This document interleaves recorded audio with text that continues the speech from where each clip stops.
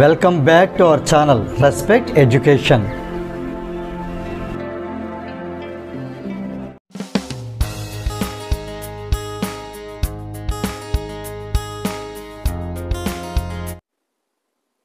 ఈ క్లాస్లో మనం ఎక్సర్సైజ్ 3.1లో క్వశ్చన్ నెంబర్ 4 ఎలా సాల్వ్ చేయాలి నేర్చుకోబోతున్నాం. క్వశ్చన్ చూసినట్టయితే which of the following pairs of linear equations are consistent oblique అంటే ఇది ఆర్ ఇన్కన్సిస్టెంట్. ఇక్కడ మనకి ఇదొక లీనియర్ ఈక్వేషన్, ఇదొక లీనియర్ ఈక్వేషన్. ఇదేంటిది x plus y equal to 5, ఇది 2x plus 2y equal to 10. ఇప్పుడు ఈ పెయిర్ రెండు ఉన్నాయి కాబట్టి పెయిర్ అంటున్నాం. పెయిర్ ఆఫ్ లీనియర్ ఈక్వేషన్స్, ఈ పెయిర్ అనేది కన్సిస్టెంట్ అవుతుందా ఇన్కన్సిస్టెంట్ అవుతుందా అని చెక్ చేయాలి. ఒకవేళ ఇఫ్ ఇట్ ఈస్ కన్సిస్టెంట్ అయితే గనక అబ్టైన్ ది సొల్యూషన్ గ్రాఫికల్లీ, అప్పుడు రెండు కూడా మనం గ్రాఫికల్ గా సాల్వ్ చేసి దాని సొల్యూషన్ ఫైండ్ అవుట్ చేయాలి. కన్సిస్టెంట్ అయితే. మరి ఇన్కన్సిస్టెంట్ అయ్యింది ఈ రెండు లైన్స్ ని ప్యారలల్ అనేది డినోట్ చేస్తుంది. కాబట్టి ఇన్కన్సిస్టెంట్ అయితే మనం సొల్యూషన్ ఫైండ్ అవుట్ చేయట్లేదు. Two parallel lines they never meet each other, రెండు ప్యారలల్స్ ఎప్పుడూ మీట్ అవ్వవు కాబట్టి దానికి మనకి సొల్యూషన్ రాదు. ప్యారలల్ లైన్స్ ఎప్పుడూ కూడా ఇన్కన్సిస్టెంట్. మరి కన్సిస్టెంట్ అంటే ఏంటి అంటే ఇక్కడ రెండు కండిషన్స్ జరగవచ్చు. a1/a2 is not equal to b1/b2 జరిగినా, లేదు a1/a2 is equal to b1/b2 is equal to c1/c2, ఈ రెండింట్లో ఏది జరిగినా కూడా మనకి అది కన్సిస్టెంట్ డినోట్ చేస్తుంది. ఈ రెండింటిలో ఏదైనా కూడా కన్సిస్టెంటే, రైట్? ఓకే. ఒకవేళ ఈ రెండింట్లో ఇది గనక అయితే అంటే a1/a2 not equal to b1/b2 అయితే ఇట్ హ్యాస్ యునిక్ సొల్యూషన్. ఇది కన్సిస్టెంట్ కమ్ యునిక్ సొల్యూషన్. దీనికి యునిక్ సొల్యూషన్ ఉంటుంది అంటే ఒకటే సొల్యూషన్ ఉంటుంది.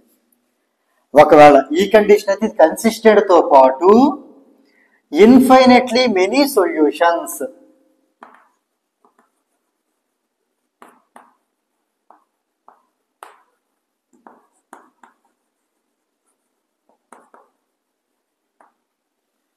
Okay. So a1/a2 not equal to b1/b2 అవుతుందా లేదా మనం చూద్దాం. ఇది అవనప్పుడు కనీసం ఇదైనా అవుతుందా లేదా అంటే a1/a2 value, b1/b2 value, c1/c2 value మూడు కూడా ఈక్వల్ అవ్వాలి. ఒకవేళ ఇలా అయినా ఎలా అయినా కూడా కన్సిస్టెంటే. దాంతో పాటు కన్సిస్టెంట్ అనేది కామన్, ఈ రెంట్లో ఏం చేయండి కన్సిస్టెంటే. ఇలా జరిగితే కన్సిస్టెంట్ తో పాటు యూనిక్ సొల్యూషన్, ఇలా జరిగితే కన్సిస్టెంట్ తో పాటు ఇన్ఫైనెట్లీ మెనీ సొల్యూషన్స్. ఇప్పుడు ఈ ప్రాబ్లం మనకి అబ్జర్వ్ చేద్దాం. ఈ రెండింట్లో మనకి ఏది జరుగుతుందో చూద్దాం. ఫస్ట్ మనం ఏం చేయాలి, ముందు కన్సిస్టెంటా కాదో చెప్పాలి. కన్సిస్టెంట్ కాలేదు అనుకుందాం, ఇన్కన్సిస్టెంట్ వచ్చింది. ఇన్కన్సిస్టెంట్ అంటే ఏంటి, ఈ రెండు ఈక్వల్ అవుతాయి, ఇది ఈక్వల్ కాదు. అంటే a1/a2 అది ఇక్కడ నేను రాస్తున్నాను. థర్డ్ కండిషన్ ఏంటంటే a1/a2 b1/b2 ఈక్వల్ అవుతుంది కానీ అది c1/c2కి ఈక్వల్ కాదు. ఈ ఒక్కటి వస్తేనే మాత్రం ఇది ఇన్కన్సిస్టెంట్ అని అర్థం. ఇన్కన్సిస్టెంట్ అయినప్పుడు మనకి ఇట్ హ్యాస్ నో సొల్యూషన్, దానికి సొల్యూషన్ ఉండదు. ఇన్కన్సిస్టెంట్ అయిన దానికి సొల్యూషన్ ఉండదు కాబట్టి దాన్ని గ్రాఫికల్ గా సాల్వ్ చేయలేము. అందుకని కన్సిస్టెంట్ అయితేనే గ్రాఫికల్ గా మనం సాల్వ్ చేయగలం. కాబట్టి ఇఫ్ కన్సిస్టెంట్ అయితేనే అప్లైడ్ సొల్యూషన్ గ్రాఫికల్లీ మనం గ్రాఫికల్ చూపించాల్సి ఉంటుంది. ఓకే, ఇది మనం చెక్ చేద్దాం. ఈ రెండింటిలో ఏదో ఒకటే కదా అవ్వాలి మనకి కన్సిస్టెంట్ అయితే, అంటే గ్రాఫికల్ చేయాల్సి వస్తాయి. ఇన్కన్సిస్టెంట్ ఇది అయితే గ్రాఫికల్ చేయట్లేదు. సో చూద్దాం. ఇందులో మనకి a1 అంటే x కోఎఫిషియంట్ 1 కదా, a1 ఈజ్ 1. ఇక్కడ b1 కూడా y కోఎఫిషియంట్ అది కూడా 1. c1 కాబట్టి 5 తీసుకొచ్చేయండి -5. a1 b1 c1 ready. ఇప్పుడు ఇక్కడ చూద్దాం. ఇక్కడ a2 అనేది x కోఎఫిషియంట్ 2, b2 అనేది y కోఎఫిషియంట్ 2, c2 అనేది 10 ఇటు వస్తే -10. c2 అనేది -10. ఓకే, ఇప్పుడు మనం a1/a2 ఎంత వచ్చింది చూద్దాం. ఇక్కడ 1 ఇది 2, సో 1/2. a1/a2 1/2 వచ్చింది. b1/b2 చేద్దాం. ఇది 1 ఇది 2 అంటే ఇది కూడా 1/2 వచ్చింది. c1/c2 చేద్దాం. -5/-10 మైనస్ మైనస్ క్యాన్సిల్, ఇది కూడా 5 1 జార్ 5 2 జార్, ఇది కూడా 1/2 వచ్చింది. మనకి a1/a2, b1/b2, c1/c2 3 ఈక్వల్ రావడం జరిగింది. 3 ఈక్వల్ వస్తే మనం చెప్పిందంటే చూడండి, ఇది ఈ condition. a1/a2, b1/b2, c1/c2 3 equal వచ్చాయి కాబట్టి ఇది కన్సిస్టెంట్ అవుతుంది. కన్సిస్టెంట్ తో పాటు ఇన్ఫైనైట్లీ మెనీ సొల్యూషన్స్ అవుతుంది. కానీ ఇక్కడ మనం ఇన్ఫైనైట్లీ మెనీ సొల్యూషన్స్ అనేది గ్రాఫికల్ గా చూపిద్దాం. సో ఇంతవరకు ఇది కన్సిస్టెంట్ అని రాద్దాం. ఇక్కడ ఏం రాద్దాం అంటే here a1/a2 is equal to b1/b2 is equal to c1/c2 కాబట్టి ది సిస్టమ్ ఈజ్ కన్సిస్టెంట్.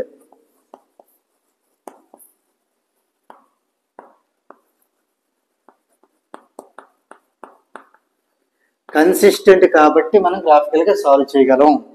ఇది ఈ కండిషన్ కాబట్టి గ్రాఫికల్ గా సాల్వ్ చేసి ఇన్ఫైనైట్లీ మెనీ సొల్యూషన్స్ అని చెప్పాల్సి ఉంటుంది. ఓకే, సో మనం గ్రాఫికల్ గా ఎలా సాల్వ్ చేయడం ఇప్పుడు చూడబోతున్నాం. సో ఇదంతా ప్రశ్నకి అరేంజ్ చేస్తాను ఇక్కడ. Okay, solving graphically.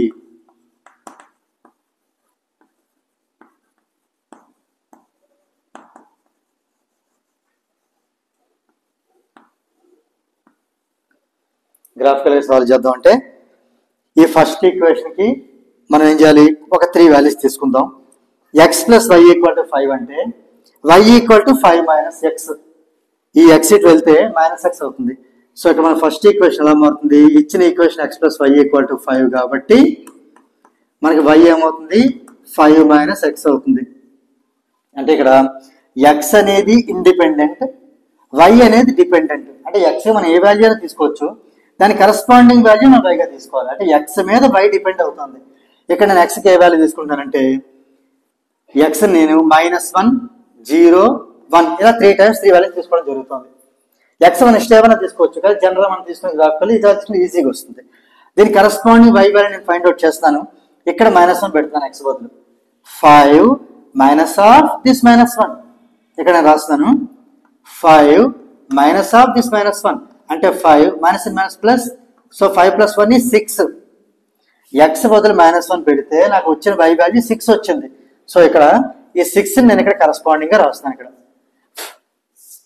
ఇక్కడ నేను -1 బదులు x బదులు -1 పెడితే y వచ్చింది 6 ఇక్కడ నేను రాస్తున్నాను. ఇప్పుడు 0 పెడదాం. 5 - 0 అంటే 5 కదా, అది మనం సింప్లిఫై చేయాల్సిన అవసరం లేదు కదా. 5 - 0 5. సో 5 రాద్దాం. మరి 1 సబ్స్టిట్యూట్ చేస్తే 5 - 1 4. సో ఇవి x అండ్ y వాల్యూస్. ఇప్పుడు మనం ప్లాట్ చేయాల్సిన పాయింట్స్ ఏంటి అంటే గ్రాఫ్ లో x, y వాల్యూస్ ప్లాట్ చేయాలి. Okay, x, y values plot చేయాలి. అంటే -1, 6 0, 5 1, 4 ఇవి మనం ప్లాట్ చేయాల్సిన పాయింట్స్. ఓకే, ఇది ఇలా ఉంచి సెకండ్ ఈక్వేషన్ చూద్దాం. ఇప్పుడు 2x + 2y = 10. ఇది మళ్ళీ సేమ్ మనం 2x ఇటు పంపించవచ్చు, మళ్ళీ 2 తో డివైడ్ చేయాలి. ఇది ఇప్పుడు నేను చేయబోతున్నాను. ఇక్కడ second equation is 2x + 2y = 10. ఇక్కడ కూడా నేను దీన్ని y ని సబ్జెక్ట్ గా రాస్తున్నాను. y ని సబ్జెక్ట్ గా రాయడం అంటే y ని ఇటు పక్క ఉంచుకొని మిగతా అంటే అటు పంపిస్తాం. అంటే ఇప్పుడు ఏమవుతుంది, 2y = 10 + 2x ఇటు వెళ్తే -2x. సో ఇప్పుడు y మనకు కావాలి కాబట్టి 2 మళ్ళీ కింద పంపిద్దాం. ఈ 2 అనే కిందకి వెళ్తే ఏమవుతుందంటే y = 2 వెళ్ళి ఫస్ట్ 10 డివైడ్ చేస్తే 5 అవుతుంది, 2x డివైడ్ చేస్తే x అవుతుంది. అంటే y = 5 - x వచ్చింది. అంటే అబ్జర్వ్ చేయండి, ఇదే కదా మనకు వచ్చింది y = 5 - x. ఈ రెండు ఒకటే కదా, జాగ్రత్తగా అబ్జర్వ్ చేస్తే మనకు ఆ విషయం ముందే తెలిసిపోతుంది. x + y 5, 2x + 2y 10 అంటే ప్రతి టర్మ్ ని 2 తో మల్టిప్లై చేసినట్టు. 2 × x 2x, 2 × y 2y, 2 × 5 10. అంటే ఈ రెండు కూడా ఒకే గ్రాఫ్ ఇండికేట్ చేస్తున్నాయి. సో ఇవే వాల్యూస్ దీనికి కూడా రాసేయచ్చు, ఎక్కువ టైం వేస్ట్ చేయకుండా ఇవే వాల్యూస్ రాసేసుకుందాం. సేమ్ ఇక్కడ కూడా అంతే, x value y value, x -1 అయితే y 6. ఎందుకంటే సేమే కదా, 5 ఈ 5 ఆఫ్ -1 అంటే 5 + 1 6. అలాగే 0 అయితే ఇది 5, ఇది 1 అయితే ఇది 4. సో ఇంకెక్కువ టైం వేస్ట్ లేకుండా ఇవే వాల్యూస్ మనకి కాపీ చేసుకోవచ్చు. రైట్, ఇప్పుడు మనం గ్రాఫ్ ఎలా డ్రా చేద్దాం ఈ వాల్యూస్ తో చూద్దాం. ఫస్ట్ మనకు తెలుసు కదా, ఇక్కడ నేను మీకు గ్రాఫ్ పేపర్ యూజ్ చేసి చెప్పట్లేదు, మీరైతే ఎగ్జామ్ లో గ్రాఫ్ పేపర్ తీసుకుని పర్ఫెక్ట్ గా చేయాల్సి ఉంటుంది. సో ఇక్కడ మనం ఇలా x axis y axis draw చేసాం. ఇది పాజిటివ్ ఎక్స్ యాక్సిస్ ఇండికేట్ చేస్తే ఇది నెగిటివ్ ఎక్స్ యాక్సిస్ ఇండికేట్ చేస్తుంది. దీన్ని మైనస్ ఎక్స్ అనొచ్చు లేదా ఎక్స్ డాష్ అనొచ్చు. ఈ పైన అంతా పాజిటివ్ వై యాక్సిస్ డినోట్ చేస్తే ఈ కింద అంతా కూడా నెగిటివ్ వై, దీని వై లేదా వై మైనస్ వై లేదా వై డాష్ అనొచ్చు. ఇది ఆరిజిన్ 0,0. ఇప్పుడు ఇక్కడ నేను ఏంటంటే ఈక్వల్ వాల్యూస్ తీసుకుంటున్నాను. నేను రఫ్ గా తీసుకుంటున్నాను. మన గ్రాఫ్ మీద అయితే కరెక్ట్ గా 1 సెంటీమీటర్ గ్యాప్ లో తీసుకోవచ్చు. ఇక్కడ నేను 1 2 3 4 ఇలా తీసుకున్నాను. ఇది కూడా ఇక్కడ 1 ఇంతే గ్యాప్ అప్రాక్సిమేట్ తీసుకున్నా అంతే. 2 3 4 మనకి వై అంతా 6 దాకా కావాలి కాబట్టి ఇంకొంచెం వైర్ పెంచుదాం. ఇక్కడ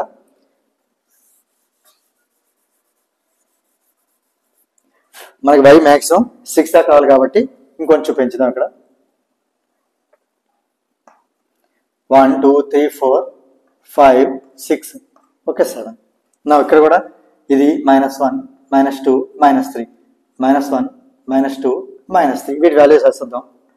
2 3 4 5 6 ఒకటి ఎక్స్ట్రా తీసుకున్నాం అంతే 7. ఇది -1 -2 -3 2 కూడా -1 -2 -3. ఇప్పుడు ఈ పాయింట్స్ ఎలా ప్లాట్ చేయాలి నేను ఇంతకుముందు వీడియోలో కూడా చెప్పాను. గ్రాఫ్ ఎలా చేయాలనేది ఇది మీకు ఈజీగా అర్థం అవ్వాలంటే మ్యాథ్స్ అంటే భయపడే అసలు ఈజీగా అర్థం చేసుకోవచ్చు. ఇది చాక్ పేస్. దీన్ని మనం ఏమనుకుందాం ఒక పార్కింగ్ బైక్ అనుకుందాం. ఈ బైక్ మనం పార్క్ చేయాలి. ఎప్పుడు కూడా పార్కింగ్ పాయింట్ 0,0 ఓ అనేది పార్కింగ్ పాయింట్. ఇక్కడి నుంచి మనకి ఫస్ట్ వాల్యూ ఏం చెప్తే అటు మూవ్ అవుతాం. ఇది మనకి పార్కింగ్ పాయింట్. ఫస్ట్ ఎక్స్ ఏం చెప్తుంది -1 అంటే -1 కేసు వెళ్ళి మళ్ళీ అక్కడ ఆగాలి. దాని కరస్పాండింగ్ వై అంటే 6 ప్లస్ అయితే పైకి వెళ్ళండి, మైనస్ అయితే కిందకి వెళ్ళండి. మళ్ళీ చెప్తాను మన పార్కింగ్ పాయింట్ 0,01 అంటే ఇక్కడ పార్క్ చేసాం. -1 దగ్గరికి వచ్చాం. 6 అంటే పైకి 6 వరకు వెళ్ళాలి. -1 దగ్గర 6 డ్రా చేయాలి అంటే ఇది పాయింట్. మళ్ళీ మళ్ళీ పార్కింగ్ ఎక్కడ పెట్టేయాలి 0,0 దగ్గర. ఇప్పుడు 0 అంటే ఆ 0 ఉన్న లైన్ మీదే 5 ఈ 0 మీదే 1కి వెళ్ళమని చెప్పలేదు, -1కి వెళ్ళమని చెప్పలేదు. 0 దగ్గర వెయిట్ చేయాలి. 0 దగ్గర వెయిట్ చేద్దాం. 5కి వెళ్ళాలి అంటే ఇది 5 ఈ పాయింట్. మళ్ళీ ఇక్కడ పార్కింగ్ దగ్గర పెట్టండి. ఇది 1కి ఎంత 4 కదా 1కి 4 అంటే ఇక్కడ ఈ 1 మీదే 4. ఈ 3 జాయిన్ చేసేసుకుంటే మనకి ఒక స్ట్రైట్ లైన్ అనేది వస్తుంది. ఇది స్ట్రైట్ లైన్ వచ్చింది. ఈ లైన్ దేన్ని ఇండికేట్ చేస్తుందంటే ఫస్ట్ ఇచ్చిన లైన్ x + y = 5. ఈ లైన్ ఏంటిది x + y = 5. ఇవే కదా సేమ్ సెకండ్ వాల్యూస్ కూడా. మళ్ళీ -1కి 6 అంటే అదే పాయింట్. 0కి 5 1కి 4 ఆ లైన్ కూడా దీని మీద మళ్ళీ డ్రా చేసేయటమే. అదేమవుతుంది 2x + 2y = 10 అయ్యింది. అంటే ఇక్కడ మీరు అబ్జర్వ్ చేయండి ఫస్ట్ లైన్ నే సెకండ్ లైన్ కూడా కోఇన్సిడెంట్ చేస్తుంది. అంటే రెండు సపరేట్ గ్రాఫ్లు కాదు, రెండు ఒకే గ్రాఫ్ ఇండికేట్ చేస్తున్నాయి. ఒకే గ్రాఫ్ ఇండికేట్ చేస్తే వాటికి ఎన్ని సొల్యూషన్స్ ఉన్నట్టు? ఇప్పుడు ఒక లైన్ మీదనే ఇంకొక లైన్ కూడా వచ్చేసిందంటే అవి మీట్ అయిన ప్రతి పాయింట్ కూడా వాటి సొల్యూషన్. అలా ఒక లైన్ మీద ఎన్ని పాయింట్స్ ఉంటాయి? ఇన్ఫైనైట్ పాయింట్స్ ఉంటాయి. అందుకే ఇన్ఫైనైట్ పాయింట్స్ అని మీట్ అవుతున్నాయి. కాబట్టి ఈ పెయిర్ ఆఫ్ లీనియర్ ఈక్వేషన్స్ మనకి ఇచ్చేటువంటి pair, this pair has infinitely many solutions. So మేము అదే రాయిపోతున్నాం. సాల్వ్ దెమ్ గ్రాఫికల్లీ అని క్వశ్చన్ లో అడిగారంటే దాని అర్థం ఏంటంటే సొల్యూషన్ ఫైండ్ అవుట్ చేయమని. సో ఇప్పుడు అదే రాద్దాం. ఇక్కడ ఏంటి రాద్దాం అంటే ఇక్కడ మేము ప్లేస్ లేదు, సో ఇక్కడ రాస్తాను నేను. ఫ్రమ్ ది గ్రాఫ్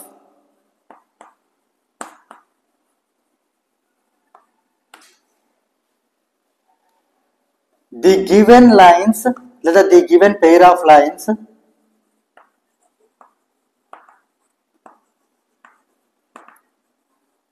ఈ pair of lines ఈ pair ఏంటంటే this pair has infinitely many solutions. Infinitely many solutions.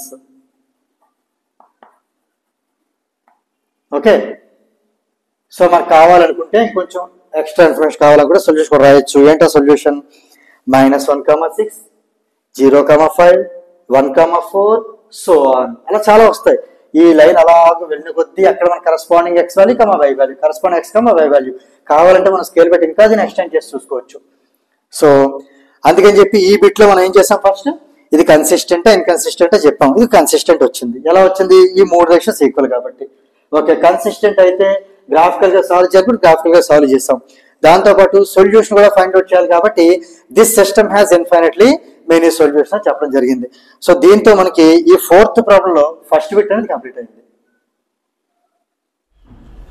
If you feel this video is helpful to you, please like, share and subscribe our channel, and please do not forget to press the bell button so that you will get the notifications from our channel. Thank you very much.